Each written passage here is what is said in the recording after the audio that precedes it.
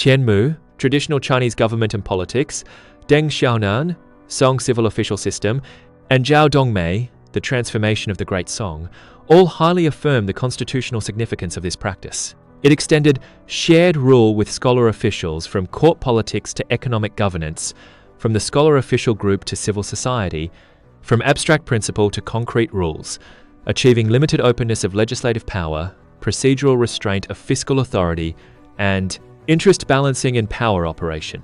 At the constitutional level, this convention carried 4 milestone meanings. Legislation was no longer aimed solely at state fiscal extraction, but had to balance popular convenience, market logic, commercial survival, and long-term stability, forming a normative consensus between state and society. Civil stakeholders possessed institutionalized channels of expression, their views directly influencing legislation, imposing real constraints on taxation, regulation, and monopoly power. 3. Not ILAIL, legislation followed principles of practicality, public stability, popular convenience, and long-term peace, replacing arbitrary rule with negotiated consensus and bureaucratic closed-door lawmaking with public rationality. 4. Not. It proved that the Northern Song unwritten constitutionalism existed not only in the central court, but penetrated core fields of finance, economy, and livelihood, forming an integrated structure of political and economic shared rule. This represented a rare peak of rationalization, proceduralization, deliberation, and limited governance in traditional Chinese politics, rarely replicated in later dynasties. 第10章第7至8节，第11至13章。结论。第7节，三不足与宪制崩塌，北宋不成文宪法的致命断裂。Section T, the three insufficiencies and constitutional collapse. A fatal rupture of the Northern Song unwritten constitution. Wang Gongshi took as his reform manifesto the doctrine of heavenly anomalies need not be feared. Ancestral models need not be followed. Popular opinion need not be heeded. This doctrine fundamentally pierced the ancestral institutions and the order of shared rule with scholar officials that had sustained the Northern Song for a century. It completely abolished procedural restraints on power, suppressed court deliberation, strengthened monarchical autocracy, and dismantled the central system of separated and balanced powers. It directly caused the disintegration of the shared rule system, the intensification of factional conflict between reformers and conservatives, and the collapse of institutional foundations. This constituted the most thorough and irreversible destruction ever inflicted upon the Northern Song unwritten constitutional system. Deng Xiaonan, Ancestral Institutions, 2006, page 271.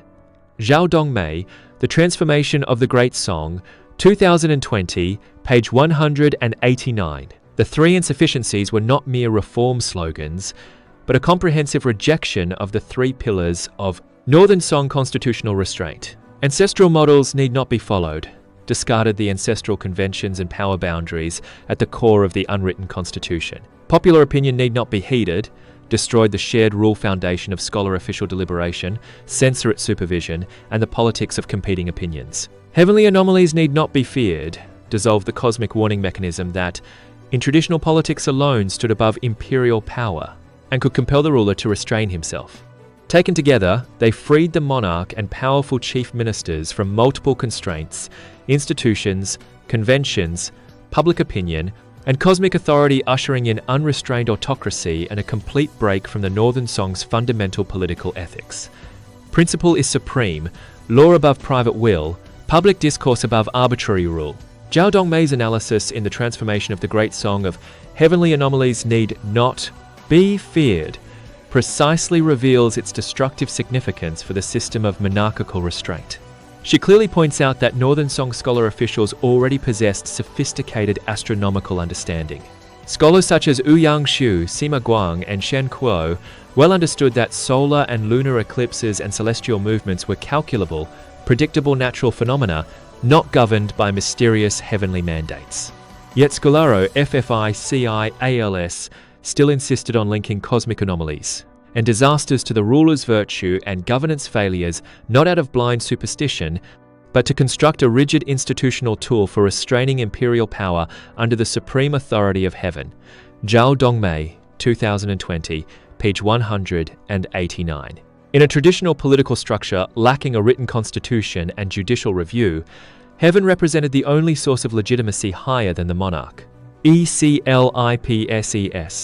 earthquakes, droughts, locust plagues, and other catastrophes provided scholar officials their most effective means to compel the ruler to vacate the main palace, reduce meals, issue edicts of self-censure, open channels of remonstrance, revise policies, and dismiss powerful ministers. They formed the ultimate external defense restraining monarchical power within the Northern Song unwritten constitution.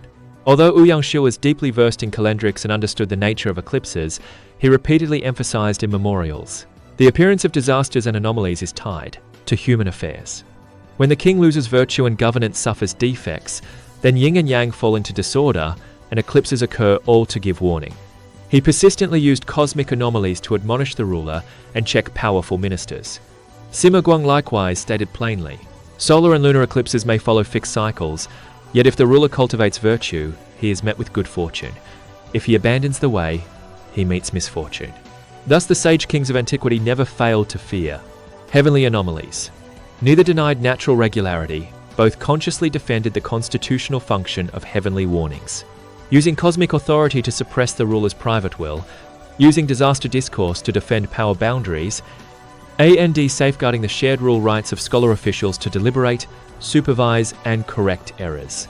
Leading statesmen such as Fu Bi, Lu Gongzhu, and Fan Zhen, amid frequent disasters during the Senning reign, submitted successive memorials blaming improper new laws and autocratic imperial power for cosmic disorder. They relied precisely on this political tradition to mount an institutional resistance to runaway imperial and chancellery power. Wang Anshi's proclamation that heavenly anomalies need not be feared directly demolished this critical defense. Zhao Dongmei sharply judges that the true harm of this doctrine lay not in refuting the old theory of heaven-human resonance, but in depriving scholar officials, on a politicological level, of their highest moral and institutional basis for restraining imperial power. Once eclipses and cosmic anomalies were no longer linked to governance or royal virtue, the ruler faced no pressure to reflect, reform, or accept remonstrance amid disaster.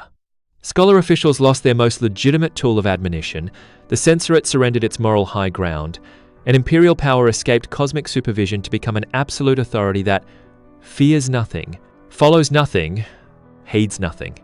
At the same time, ancestral models need not be followed, openly rejected the century-old Northern Song conventions of separation, limitation, and defect prevention. Procedural checks Zhongshu decision-making, Menxia veto, censorate supervision, civil-military balance were discarded one by one. The emperor and Wang Angshi bypassed normal central procedures to issue orders directly via personal edicts and internal approvals.